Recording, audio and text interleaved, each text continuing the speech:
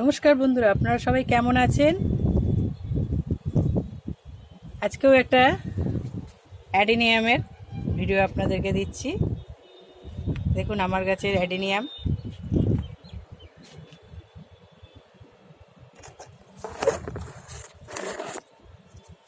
মানে কোনো ডাল বাকি নেই।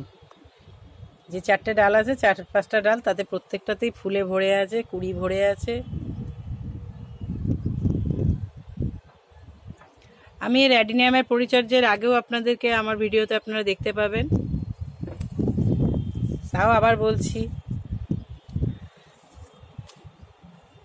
আমি 25 ভাগ বালি, 25 ভাগ মাটি, 25 ভাগ ভার্মি আর পুরনো বাড়ির ভাঙা চুনসুরকি গুঁড়ো তাই দিয়েছি।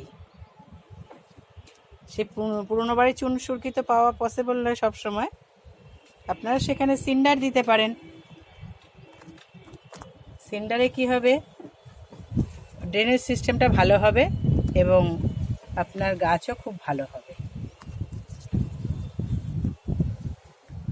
মেন হচ্ছে গাছের মানে টবের গাছে ড্রেনেজ সিস্টেম ভালো, যাতে জলটা না দাঁড়ায়। জল দাঁড়ালেই গাছের ক্ষতি হয়, কোডেক্স পচে যাবে, তারপরে হবে, জল বসে এর ফাঙ্গাস লেগে যাবে, এই কোডেক্সগুলো পচে যাবে। আমি এই জঙ্গলগুলো কাটি না, কারণ এই গরমের জন্য মালচিংয়ের কাজ হয়ে যাচ্ছে। মাটিটা ভিজে থাকছে, রোদুটা তত পড়ছে না গাছের গোড়ায়। মাটি ভিজে থাকার ফলে কি হচ্ছে, এটা মালচিংয়ের কাজ হচ্ছে।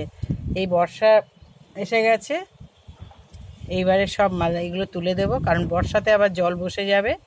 আস্তে আস্তে এই জঙ্গলগুলো সব পরিষ্কার করে দেব এবং ধীরে ধীরে আবার নর্মাল মাটিতে এসে যাবে, মানে নর্মাল অবস্থায় এসে যাবে।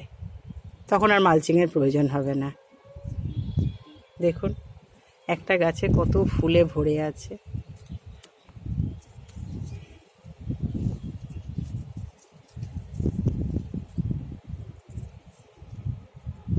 আর খাবার বলতে আমার মিক্সড খাবার, আমার চ্যানেলে তো ভিডিও আপনারা পেয়েই যাবেন। মিক্সড খাবার আমি ঘরে বানাই, নিজে বানিয়ে সেই খাবার আমি দিই। আর শীতকালে আমি সর্ষে খোল, বাদাম খোল জল দিই। শীতকালে আর মিক্সড খাবার দিই না, সেই সময় সর্ষে খোল জল দিই। কারণ সর্ষে খোলটা গরমে দিলে না, সর্ষে খোল তো একটু গরম টাইপের, আর গরমকালে যদি দিই এতে গাছের ক্ষতি হয়। ডাইরেক্ট সর্ষে খোলের জল।